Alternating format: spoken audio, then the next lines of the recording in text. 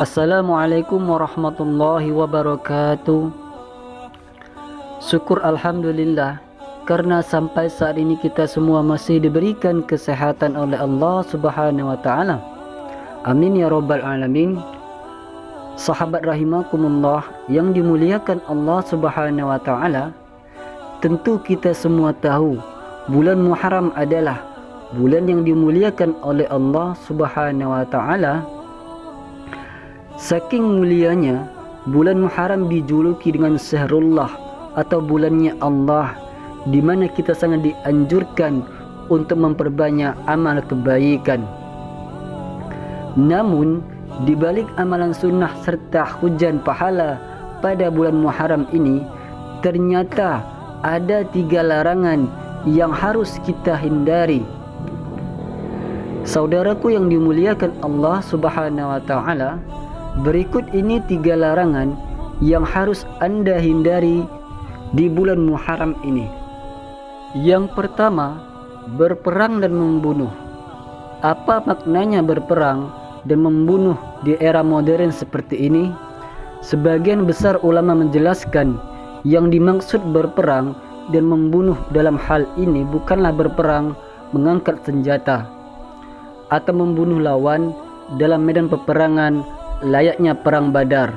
Akan tetapi maknanya adalah berselisih dengan orang lain dan membunuh hawa nafsu yang bisa menyebabkan kemaksiatan. Karena kita semua tahu bulan Muharram adalah salah satu bulan mulia untuk bertaubat kepada Allah Subhanahu wa taala. Oleh karena itu, hindarilah sebisa mungkin hal-hal yang bisa menyebabkan perselisihan antara sesama, dan bunuhlah hawa nafsu yang bisa menjerumuskan kita ke dalam keburukan.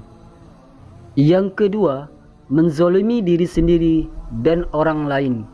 Yang dimaksud menzolimi diri sendiri adalah melakukan perbuatan yang tidak sesuai dengan syariat agama Islam. Misalnya adalah menyekutukan Allah, menyombongkan diri dengan harta kekayaan ataupun jabatannya, bersikap angkuh dan lain sebagainya. Meski hal tersebut terkesan kecil, namun kita sering tidak sadar bahwasanya yang kita lakukan adalah perbuatan menzalimi diri sendiri. Sebisa mungkin hindarilah untuk menganiaya diri saudaraku sendiri dan segeralah untuk bertaubat. Karena Allah sudah berfirman dalam Al-Quran surat An-Nisa ayat 110. Dan barang siapa yang mengerjakan kejahatan dan menganiaya dirinya, kemudian ia memohon ampun kepada Allah, niscaya ia mendapati Allah Maha Pengampun lagi Maha Penyayang.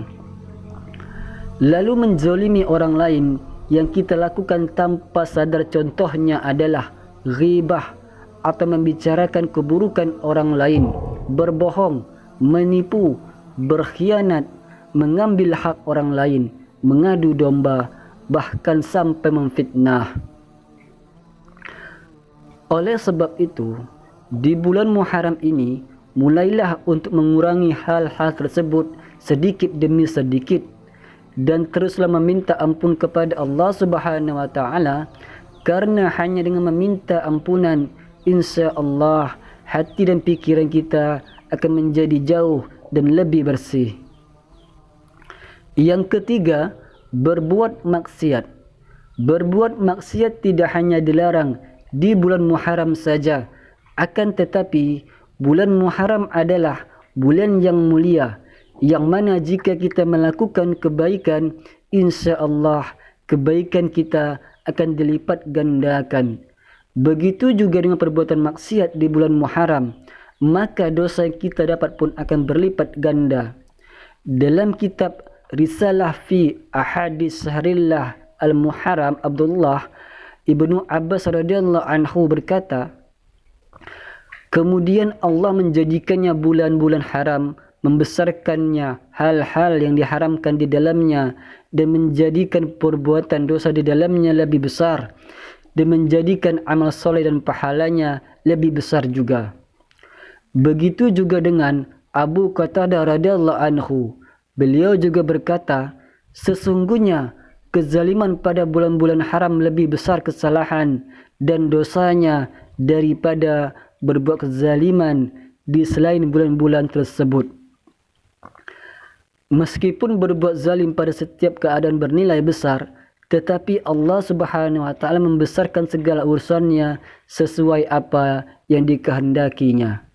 Kita sebagai umat muslim hendaknya menghormati bulan Muharram ini dan memanfaatkan kesempatan bulan mulia ini sebagai ladang pahala, memperbanyak amal salihah dan menghindari perbuatan maksiat.